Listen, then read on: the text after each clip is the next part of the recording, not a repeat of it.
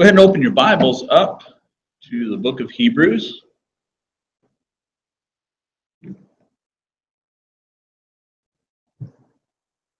We're in chapter 11 this evening, and chapter 11 is often referred to as the Hall of Faith. It encourages us to walk by faith by showing us several examples of those who before us have walked by faith. And so he discusses throughout this chapter those who are the servants of God throughout the ages, who are the people of God. And he gives us a definition of faith, which I appreciate that the writer took the time, the Spirit took the time to have the writer give us a definition of what faith is. And so if you look in your Bibles in Hebrews 11, verses 1 through 3, and then we're going to add verse 6 with those. He says, "Now faith is the substance of things hoped for, the evidence of things not seen. For by it the elders obtained a good testimony.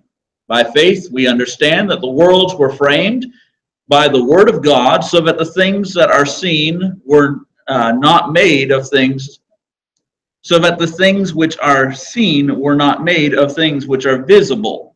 Then down at verse 6, "But without faith it is impossible to please him, for he who comes to God must believe that he is, and that he is a rewarder of those who diligently seek him."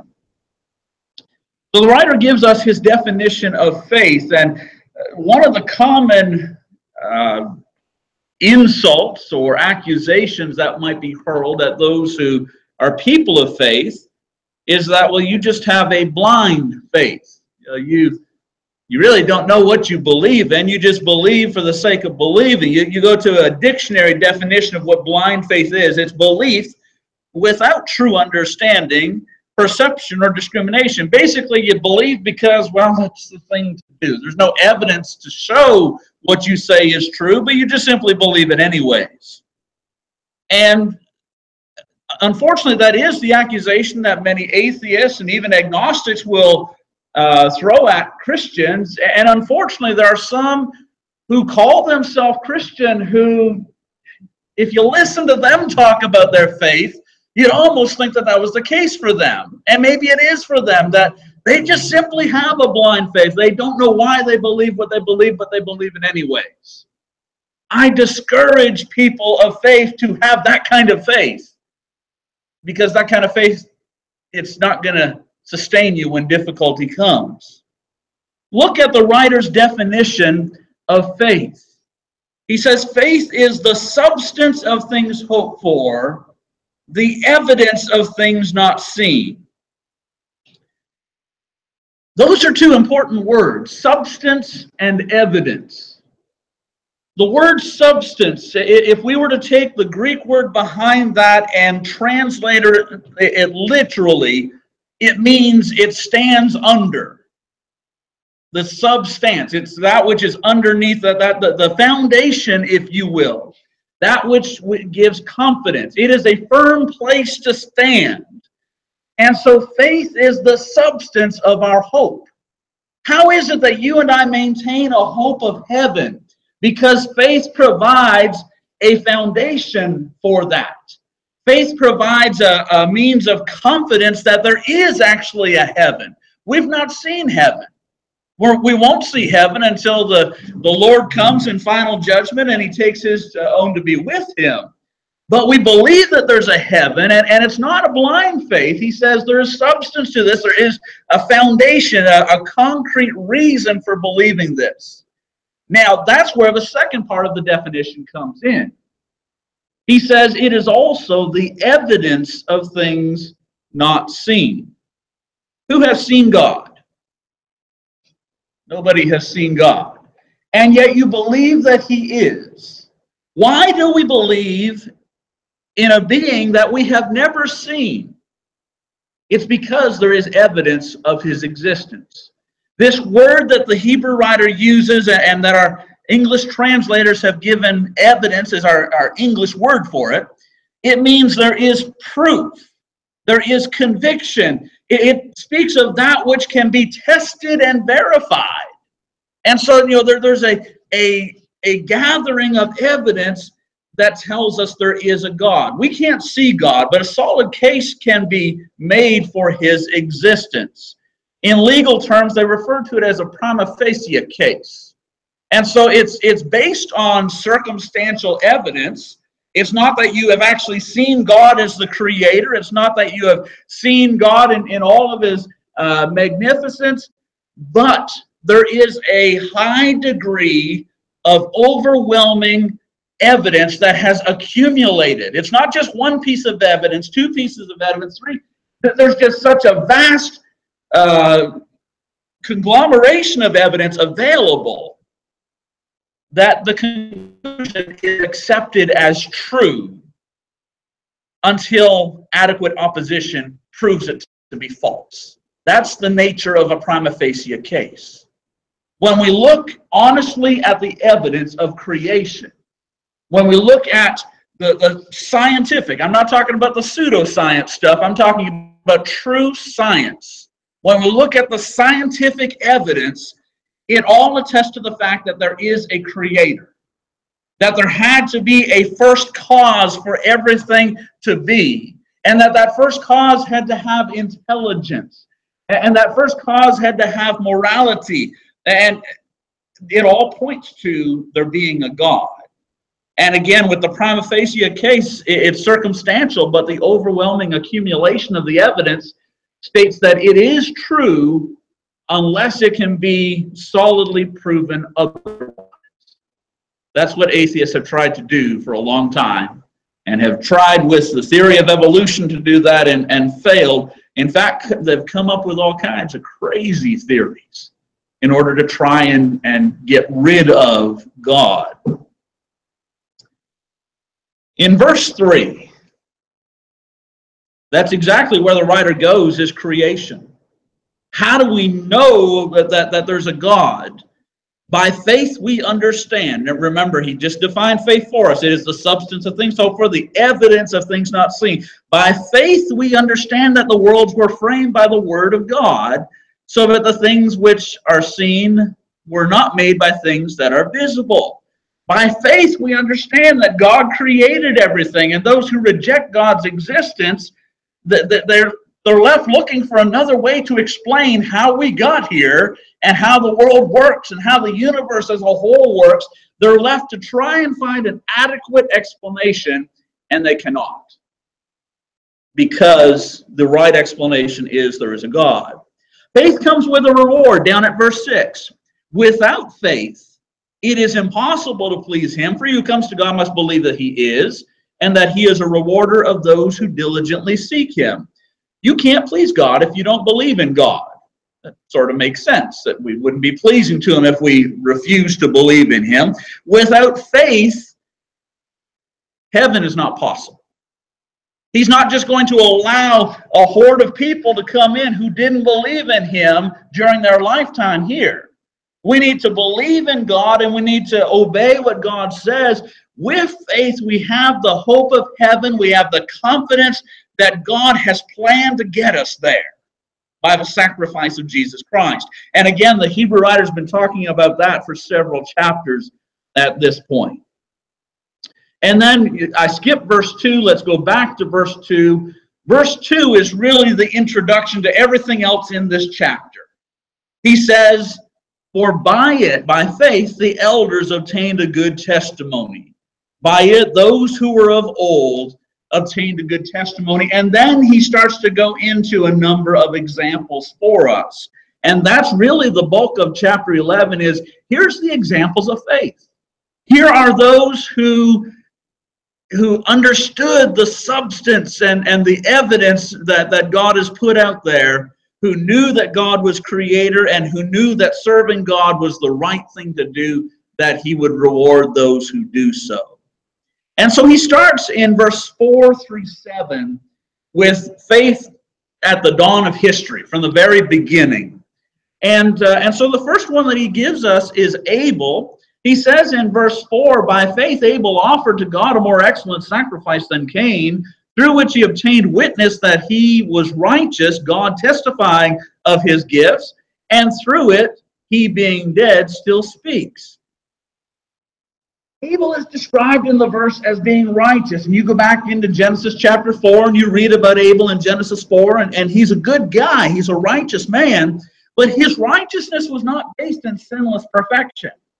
It's not that Abel went around and didn't do anything wrong ever. In fact, he did. The thing is, he made sacrifice. That's what the text is. That's what God focused on when the Hebrew writer began to tell us about people of faith. Abel is the one who at the very beginning was making a more excellent sacrifice than Cain.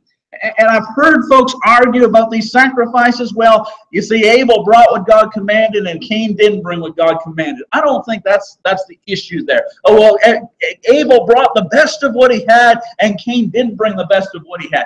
That's not discussed in the text at all.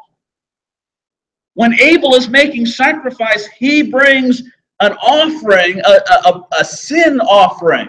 He is sacrificing an animal. This is a sacrifice because of sin. And what Cain will not do is he will not make such a sacrifice. He'll bring vegetables, he'll bring fruit, he'll bring grain, he'll bring all those kinds of things. But the text doesn't indicate that Cain is willing to bring a sin offering. And then as you read on through the text, you find that God speaks to Cain. And what does he speak to him about? His sin. Cain's sin is lying at the door. It's desires for you, but you should rule over it. Cain is oblivious to his sin. He doesn't want to own his sin. Whatever the case is, Abel is willing to make a sacrifice. And so it's not sinless perfection. It's he made a more excellent sacrifice through which he obtained witness that he was righteous. Because he obeyed God, even when he had done contrary to God, he came back in obedience to God. And so that is where the writer begins. And then he tells us about Enoch in the next verse.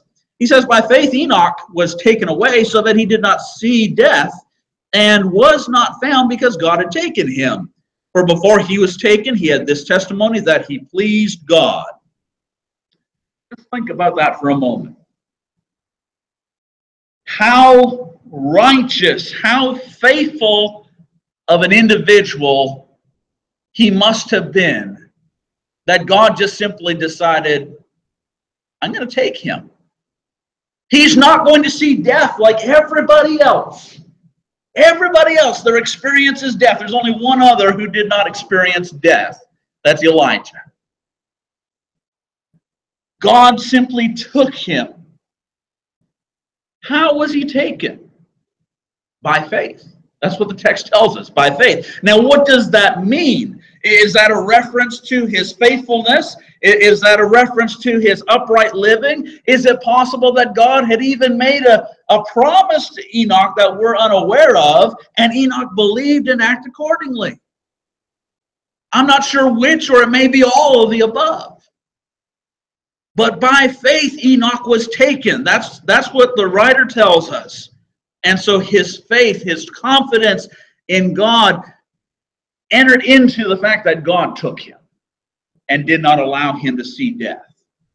Down to verse 7, we've got Noah. By faith, Noah, being divinely warned of things not yet seen, moved with godly fear, prepared an ark for the saving of his household, by which he condemned the world and became heir of the righteousness which is according to faith. They didn't know what rain was at that point.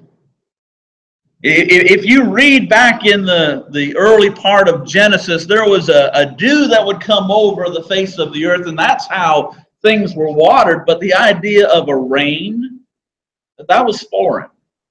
The idea of a flood, it's pretty hard to get a flood from dew, right? So they'd never heard of a flood before. The idea of the heavens opening up and just all kinds of water coming from there, and then also the depths opening up and water coming from there, this isn't something that Noah's contemporaries would even consider. And yet God asked Noah to consider it all. And he did. And so accepting God's word rather than his experience. Because everything that God said about what would happen was not Noah's experience with how things go. He accepted God at his word, and so he began to build an ark. His respect for God and his faithfulness to God is evident when we go back and we look in the Genesis account, because God tells him, here's how you're going to build the ark. It's going to be of gopher wood, and it's going to be by these dimensions, and it's going to have 3 floors on it. And everything that he did exactly as God said. And so his obedience affected the salvation of his family and condemned those who were still of the world. See, Noah didn't do any of the condemning. If Noah obeyed God and they were condemned and he was saved. But he made a distinction. That's the point, that he made a distinction between himself and the world that surrounded him. That distinction was faith in God. It's not that the rest of them didn't necessarily believe there was a God, but they wouldn't obey what God said, whereas Noah obeyed all that God said.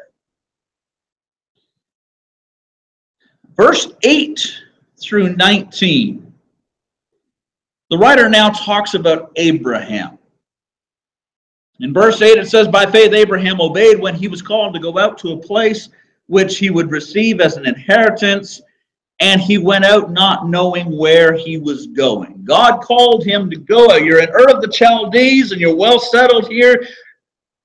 Abraham, leave your family, leave your homeland, leave everything that you know, and follow me.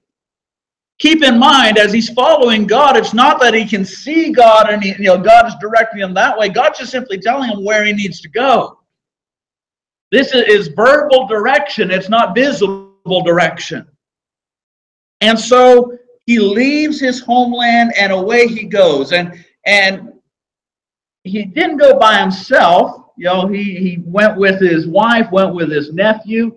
Verse 9 talks about some of his offspring who would come afterward, and how they would be as he was, that they would dwell in the land of promise as in a foreign country, dwelling in tents with Isaac and Jacob, the heirs of the same promise.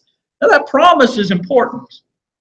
Remember when God called Abraham to leave in Genesis chapter 12, there's a threefold promise made to him. I will make you a great nation. I'm going to give you a land. I'm going to bless all nations through your seed.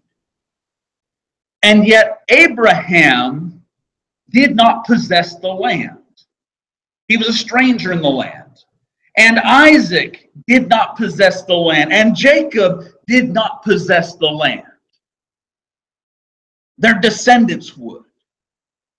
And they were fine with that being the promise of God. How many people might think of this? That's sort of unfair. You mean I need to leave my home and I'm not ever going to have a home again? I'm just going to be a stranger wandering around? That wasn't Abraham's position on it. In fact, as we go a little bit further, we see that Abraham was an exceptionally spiritually minded individual. That he wasn't focused on the things of this world.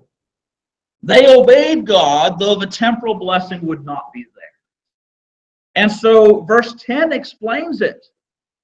It says, for he waited for the city which has foundations, whose builder and maker is God.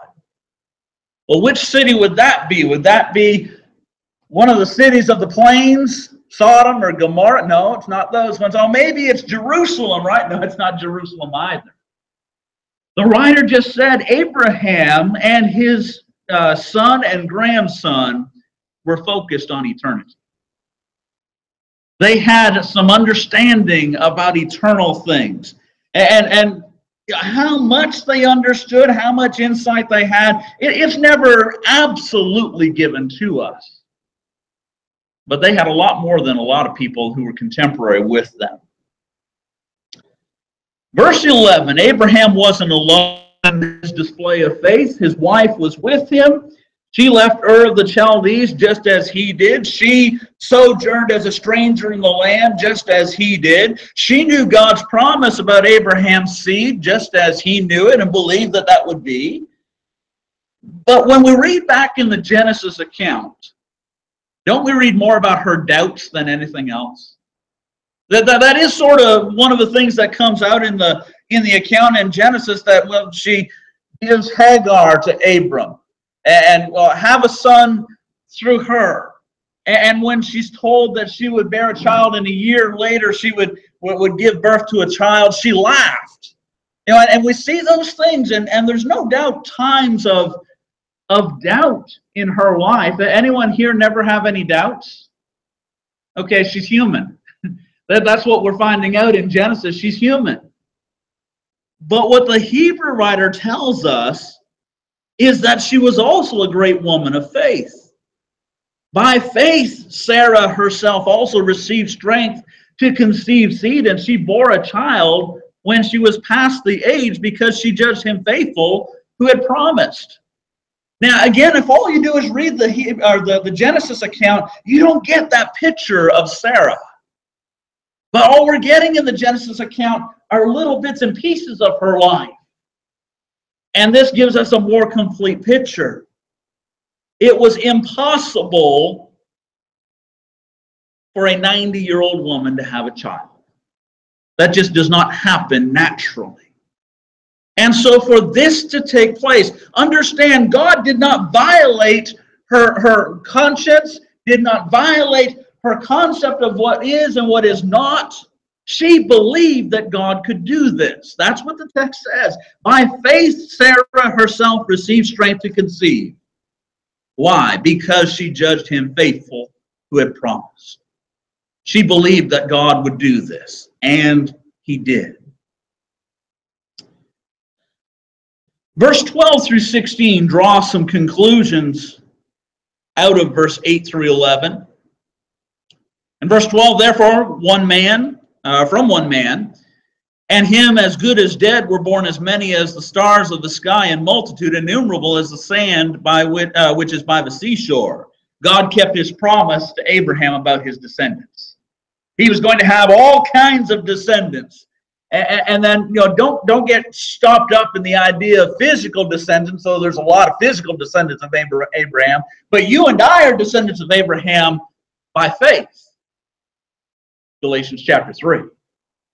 So, God kept his promise. Verse 13, these all died in faith, not having received the promises, but having seen them afar off, were assured of them, embraced them, and confessed that they were strangers and pilgrims on the earth. They believed what God said. They knew that they weren't going to receive it. They were okay with that. They accepted their role as strangers because they knew God was faithful. They knew what was to come for subsequent generations, but not only that, verse 14, notice what he says now. For those who say such things declare plainly that they seek a homeland. I'm okay with being a stranger here. The writer says when somebody says that, they are making a declaration that they really want a homeland, but they don't want one here. He says they could have called to mind that country from which they had come out of. Abraham could have turned back and went to Ur of the Chaldees. Isaac after him could have gone back that way. Jacob after him, he did go back for a time to find a wife, but then came back to the promised land again.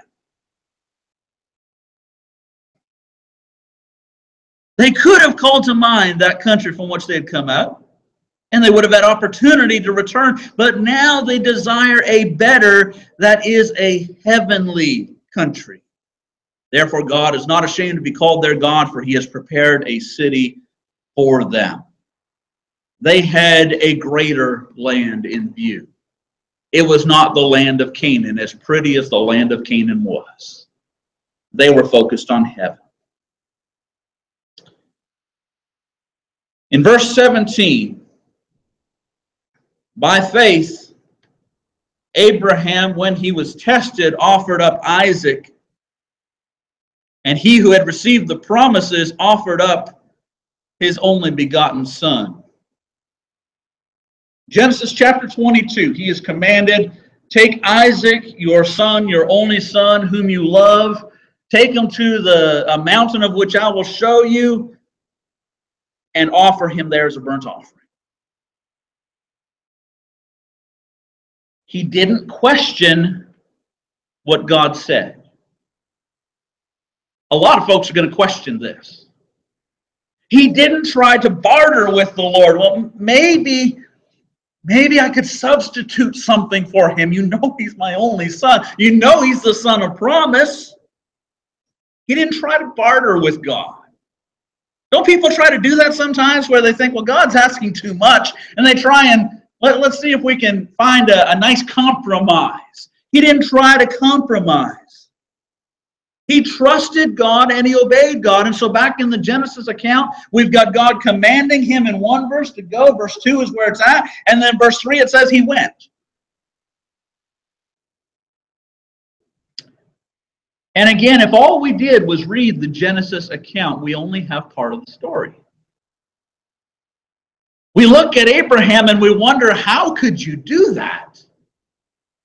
Do you not love your son? Don't you understand the implication of what you're doing? And yes, he did, and yes, he did. He loved him and he understood what was going on. In fact, he understood more than we do when we're reading the account. Look at what it says.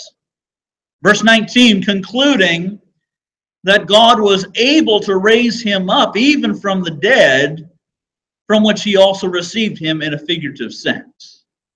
Talk about how Abraham has some spiritual insight. The God that he serves is greater than death. If someone is dead, then God can bring them alive. And Abraham trusted that that was the case. Verse 18 of Isaac, it was said, in Isaac your seed shall be called. He knows that this is the son of promise, and God keeps his promises, and so God's going to raise him from the dead. That's what he concluded.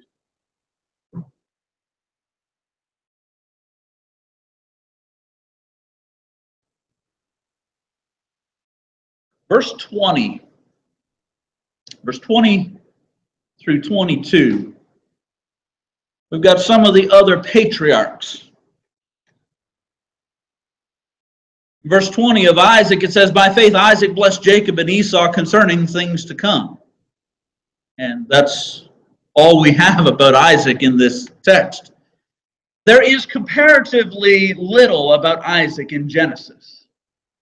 You look at the great amount that we have concerning Abraham, and then of Jacob after him, and then Isaac. There's not a whole lot about Isaac. But the one thing that we do see is him blessing his son. And understand that as he's doing this, what he is doing is he is prophesying.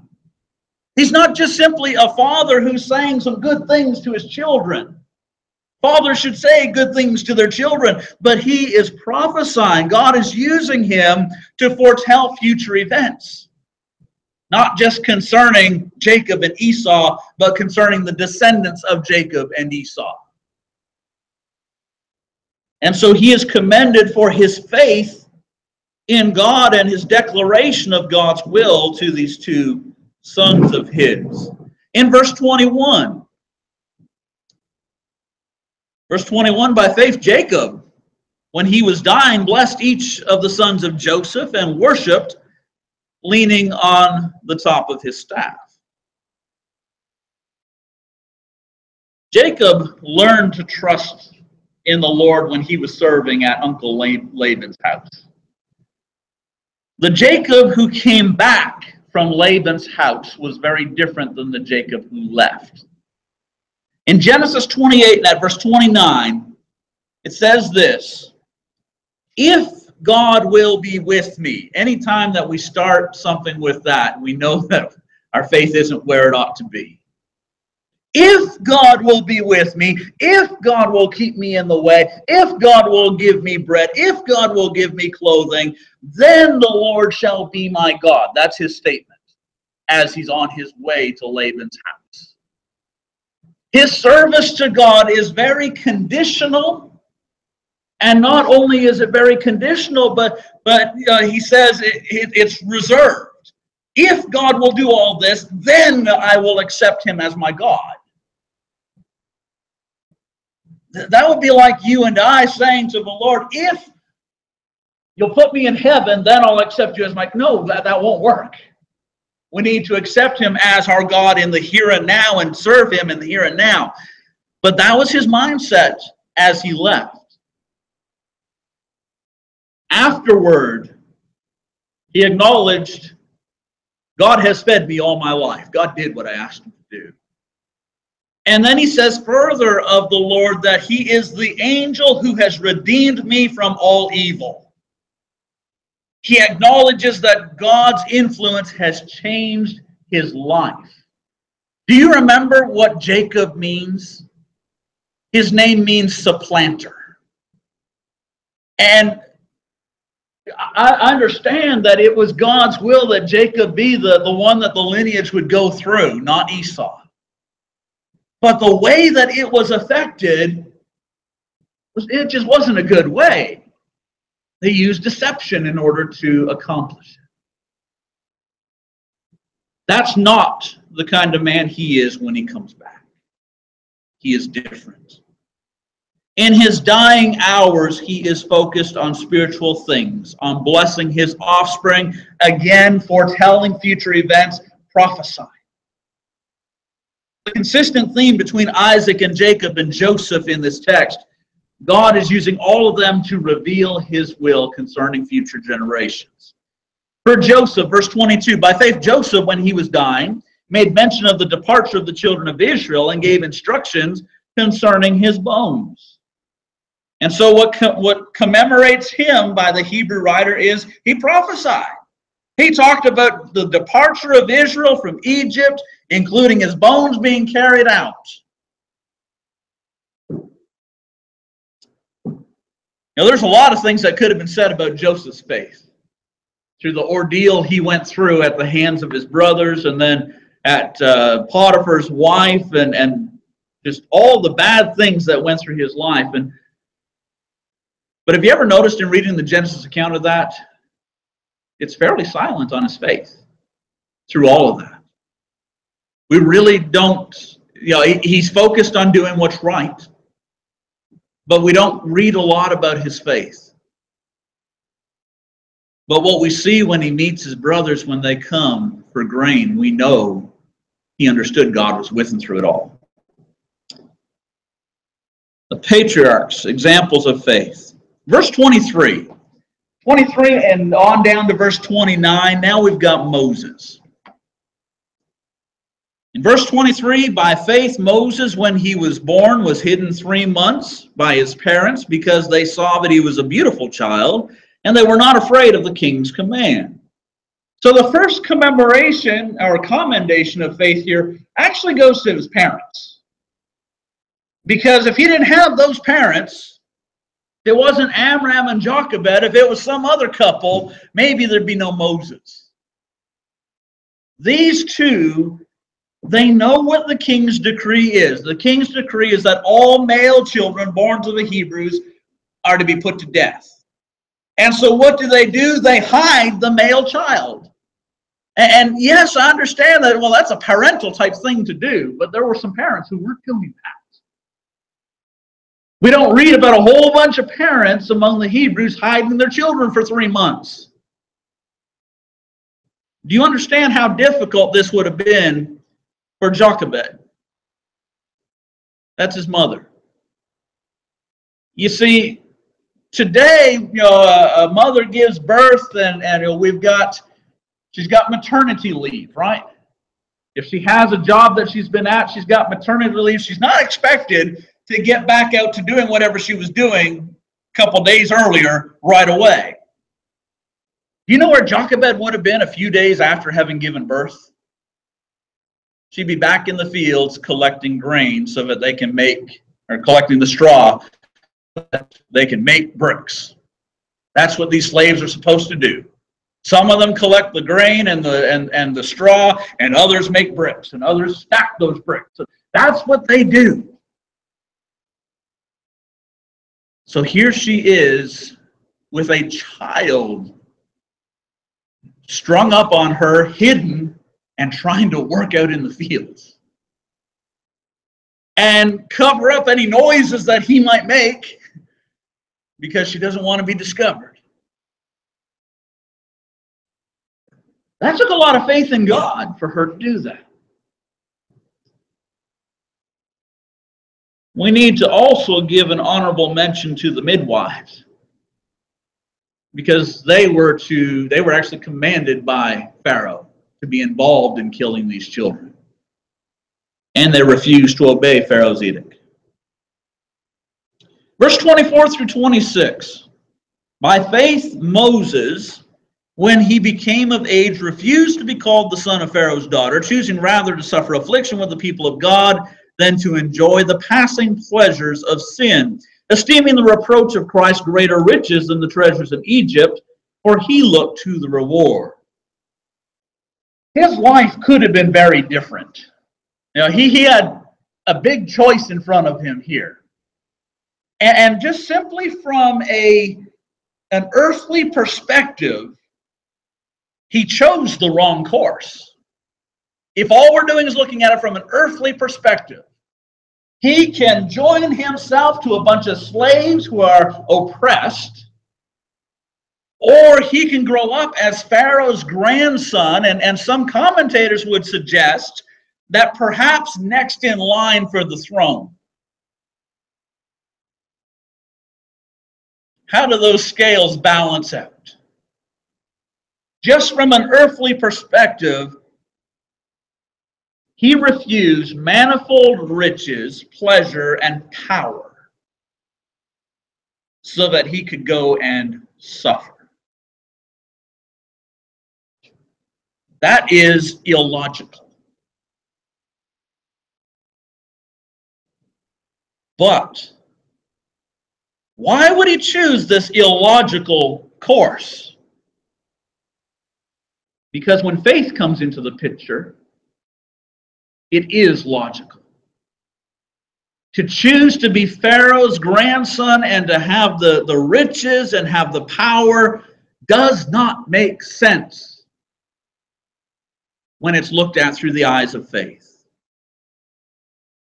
Because to do so, he would enjoy the passing pleasures of sin, but sin comes at a cost. To do so, he would have to trample upon God, the creator and sustainer of man, rather to esteem, to take the reproach of Christ. And the end of verse 26, just like Abraham before him, he looked to the reward. Egypt is not the reward. Remember, it said that Abraham, those who say such things declare plainly that they seek a homeland, looking for a great place. Egypt is not that great place. It is the most powerful nation in the world at its time. And he, if he had become Pharaoh, would have had the most powerful position in the world during that time. But then he would have to give account before God. So he chose to serve God. Egypt offered temporary happiness. God offered eternal happiness. Verse 27. The writer says that by faith he forsook Egypt, not fearing the wrath of the king, for he endured as seeing him who is invisible. He didn't fear Pharaoh, he feared God. Remember what Jesus said, don't fear those who after they've killed the body, there's no more that they can do, but rather I'll tell you who you should fear. Fear him who after he's killed the body can destroy the soul in hell. Moses wasn't familiar with that verse, hadn't come yet. But he certainly understood the concept. He knew that he should fear God and not Pharaoh. And so when he comes back to Egypt, he stands up to Pharaoh, an outcast from Egypt, and yet he comes back and he opposes Pharaoh every step of the way. And I'm sure that Pharaoh was frustrated with him because he won't concede, he won't bow to Pharaoh's power. He just stands up against him and brings all these plagues on the land. His faith in God. Remember when God was calling him to go back to Egypt, how he tried to get out of it? He tried this reason and this reason and this reason and this reason, and finally just said, Lord, send somebody else. And he, at that point, he didn't sound like much of a bold individual. Go to Exodus around chapter 7 beginning and start reading the things that he says to Pharaoh and see how bold he is. What's the difference? Faith. He stood up in faith against the most powerful leader in the world. Verse 28. By faith he kept the Passover and the sprinkling of blood, lest he who destroyed the firstborn should touch them. Now, this one, it says he, but then it concludes with them. This is something that he and Israel did together. They believed in the power and promise of God. They've got 9 plagues to fall back on that God keeps his word. God says he's going to do this, he does it. And so 9 plagues worth of seeing God do what he said he was going to do. And so the Passover. Now, understand, this is not the annual memorial that the Jews would call Passover. We're talking about the original. We're talking about the happening itself. Obey everything that God says do.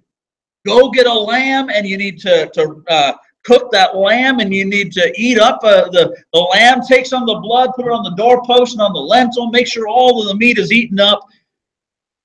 And everybody did that without exception because they believed what God said. God was coming through the land that night.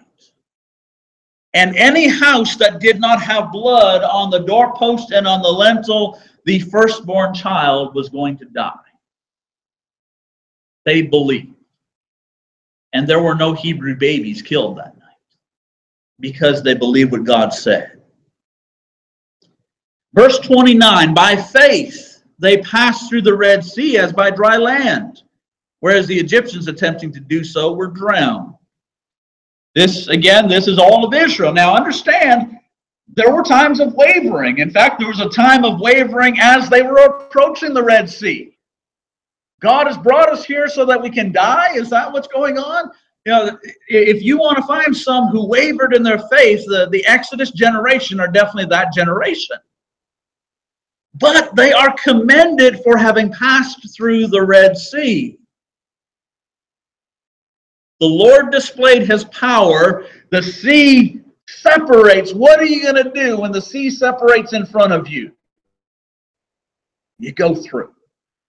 And so they did. And because they stepped up in faith and they stepped out into the body of water that is separated, it was dry land.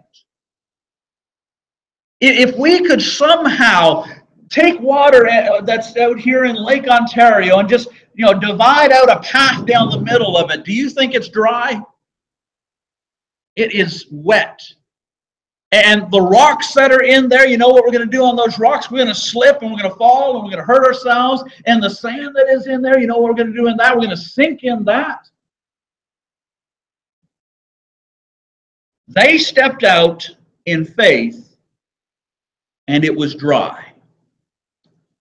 The Egyptians see this going on. There they are. They're on their way through the Red Sea. And so they go through as well. And it's not dry for the Egyptians. The Egyptians attempting to do so were drowned. I suspect the rocks were slippery and the ground was muddy and their tires were getting stuck. You know why? Well, they were going through the same opening as the same pass, wasn't it? They weren't in there by faith. They were just chasing after Israel. They saw what Israel did, they did the same thing. You remember the 7 sons of Sceva over in the book of Acts? They come across a man who has a demon, and they want to cast this demon out by the Jesus whom Paul proclaims. They don't believe in Jesus. And that demon didn't come out. Actually, the man chased them, and they ran away terrified. That's what's going on with Egypt here. They didn't enter in by faith. They didn't believe in the power of God.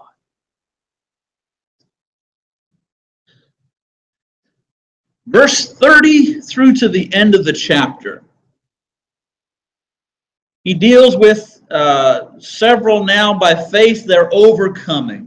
Starts at verse 30. By faith, the walls of Jericho fell down after they were encircled for 7 days.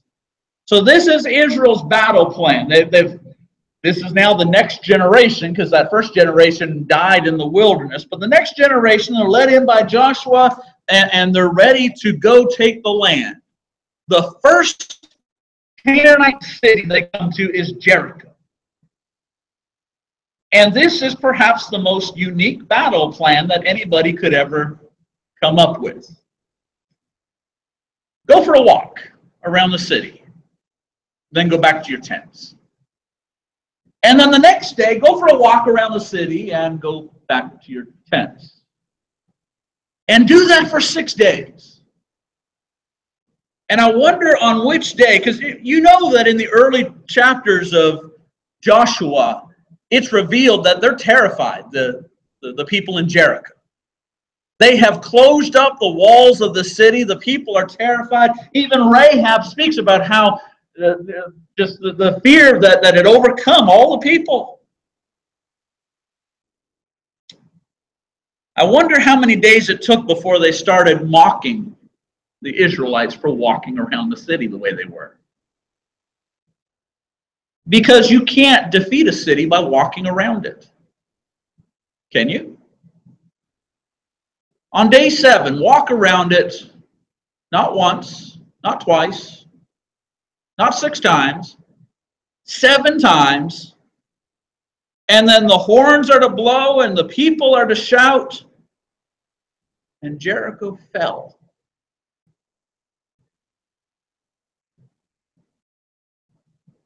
It's a plan that can't be executed except by faith. There's no other way to do this. If they didn't have faith, do you think they're walking around the city 1 time, 6 days in a row, and then 7 times on day 7? If they don't have faith, then on day 2, after they've gone, they've scoped it out, they know what's going on, they're running in with weapons. But they don't do that. Because they went by faith. They used God's plan rather than man's plan. And so the walls of Jericho fall. So was it the vibration of the sound waves? That's what some try to explain here. Oh, it was the sound waves going on, and that vibrated the walls, and the walls then crumbled. No, it was faith in God's plan. That's what caused Jericho to fall. Inside Jericho, we find Rahab, verse 31.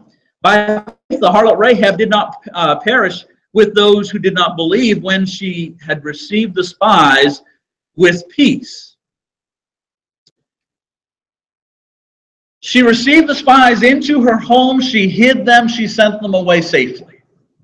In Joshua 2 and at verse 9, she says this, I know that the Lord has given you the land, that the terror of you has fallen on us, and that all the inhabitants of the land are faint-hearted because of you.